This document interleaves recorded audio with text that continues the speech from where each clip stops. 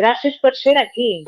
Abans d'entrar en el tema d'avui, vull explicar-te breument qui soc i per què he decidit crear aquesta sèrie de vídeos. Treballo en el sector dels serveis d'atenció domiciliària, acompanyant persones grans i les seves famílies en situacions de dependència, demència, ictus i malalties invalidants.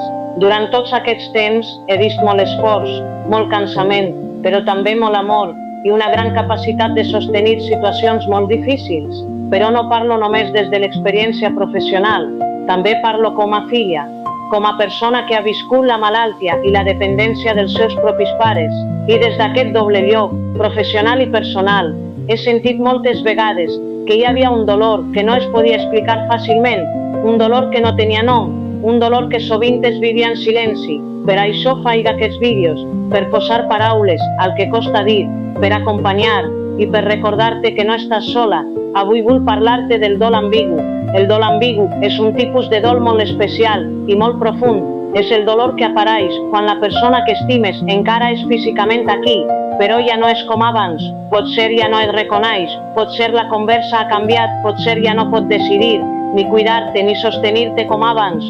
I això genera una pèrdua lenta, constant, sense data, sense rituals, sense reconeixement social.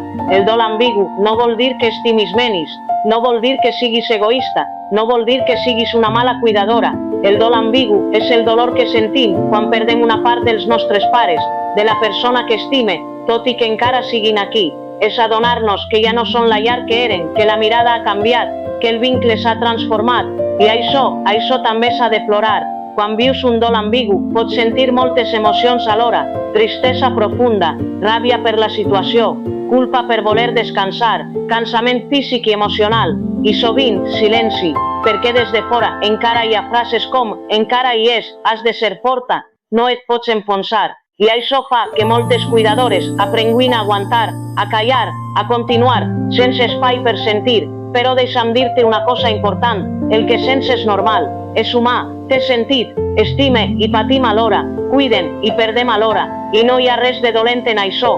Sanar el dol ambigu no vol dir deixar de sentir, vol dir aprendre a conviure amb el dolor sense que t'esborri. Reconèixer-ho és el primer pas, això que estàs vivint és dol ambigu. Quan el dolor té nom, la culpa baixa, la confusió es calma i apareix una mica d'alleujament. No cal estar bé sempre, no cal ser forta tot el temps. Pots estimar i estar cansada, pots cuidar i sentir tristesa o ràbia. Les emocions no són error, són senyals. Una persona, un grup, un professional. Parlar no ho resol tot, però aleuja. Cuidar no vol dir desaparèixer, encara que ara tot giri al voltant de l'altra persona. Tu continues sent important. Descansar, demanar ajuda, posar petits límits. Això no és abandonar, és sostenir-te. La relació amb la persona estimada canvia i això també és un dol. Potser ja no pots compartir com abans, però pots trobar noves formes de presència. Una mirada, una carícia, una música, una estona de calma. El dol ambigu no s'acaba, es transforma. I no cal fer-ho tot de cop, pas a pas, al teu ritme. Si aquest vídeo et ressona, vull que sàpigues una cosa, no estàs sola. En aquesta sèrie parlarem de culpa, de límits, de cansament emocional i de com cuidar sense perdre't del tot. Gràcies per ser aquí, gràcies per cuidar i gràcies per cuidar-te.